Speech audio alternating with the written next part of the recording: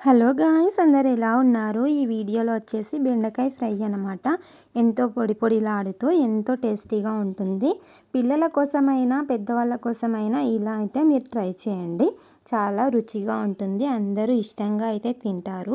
పిల్లలు కొద్దిగా తినరు కదా, వాళ్ళ కోసం అయితే ఇలా ట్రై చేయండి, ఖచ్చితంగా తింటారు. ఎలా చేసుకోవాలంటే ముందుగా బెండకాయలను అయితే మనం కట్ చేసుకోవాలి సన్నగా.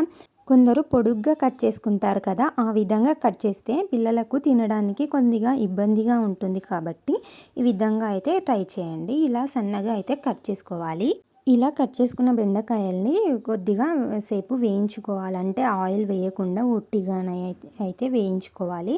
ఇలా వేయించుకుని అంటే అందులో జిగురుతనం అనేది ఉంటుంది కదా, అదైతే వెళ్ళిపోవడానికి ఆయిల్ అనేది వేయకుండా కొద్దిసేపు అయితే వేయించుకోవాలి.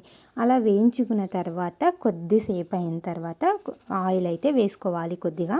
ఆయిల్ కొద్దిగా ఎక్కువనే పడుతుంది కాబట్టి వేసుకోవాలి. ఆ విధంగా వేసుకున్న తర్వాత అవి బాగా జిగురుదనం అనేది వెళ్ళేంత వరకు అయితే మనం వాటిని బాగా వేయించుకోవాలి. అంటే అది కొద్దిగా క్రిస్పీగా అవుతుంది కదా లేయర్ అనేది, అంతవరకు అయితే మనం వేయించుకోవాలి. వేయించుకునేటప్పుడు మధ్య మధ్యలో అయితే మనం కలుపుతూ ఉండాలి. ఎందుకంటే అది మాడిపోతుంది కాబట్టి మధ్య మధ్యలో అయితే కలుపుతూ అయితే ఉండాలి. చూసారా ఎలా జిగురుతనం అనేది బయటికి వస్తుందో? అది చాలా జిగురు అనేది ఉంటుంది కాబట్టి బయటికి అనేది వస్తుంది. అలా ఒక సైడ్ అయితే మనం వేయించుకోవాలి. అలా వేయించుకున్న తర్వాత మధ్యలో పచ్చిమిర్చిని అయితే మిక్సీ పట్టుకోవాలి. అంటే ఇది గ్రీన్ కలర్లో అయితే చేస్తున్నాం. అంటే పిల్లలు గ్రీన్ కలర్ అనే అడుగుతారు, అందుకోసమే నేను ఆ విధంగా అయితే చెప్తున్నాను గైస్. పచ్చిమిర్చి పేస్ట్ని అయితే మనం పట్టుకొని పక్కకైతే పెట్టుకోవాలి.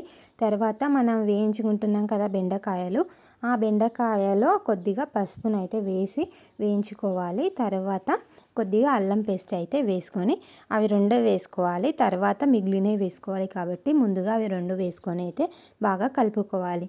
అలా మొత్తం కలిసేంత వరకు బాగా కలుపుకోవాలి. అలా కలుపుకున్న తర్వాత అది కొద్దిగా అంటే అవి మొత్తం వేగాలి కాబట్టి కొద్దిసేపు అయితే వేయించుకోవాలి. ఆ విధంగా వేగిన తర్వాత మనం ముందుగా పచ్చిమిర్చి పేస్ట్ అయితే చేసుకున్నాం కదా, దాన్ని తర్వాత అయితే వేసుకోవాలి గైస్.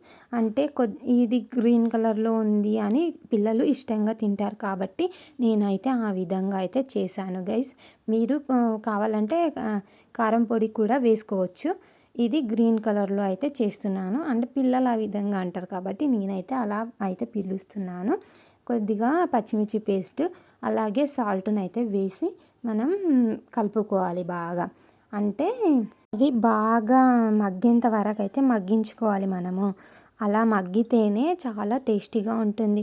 ఇది ముందు మాత్రం అస్సలు వేయకూడదు. పచ్చిమిర్చి పేస్ట్ ఎక్కువగా మగ్గకూడదు కాబట్టి మనం చివరిలో అయితే వేసాము. అలా వేసి కొద్దిసేపు అంటే 5 మినిట్స్ ఓన్లీ 5 మినిట్స్ కలిపి మగ్గనించుకుంటే మనకు కర్రీ అనేది రెడీ అవుతుంది గైస్. మీరు కూడా ఈ విధంగా అయితే ట్రై చేయండి, చాలా టేస్టీగా ఉంటుంది. ఇంతవరకు చూసారు కదా, ప్లీజ్ సబ్స్క్రైబ్ చేసుకోండి.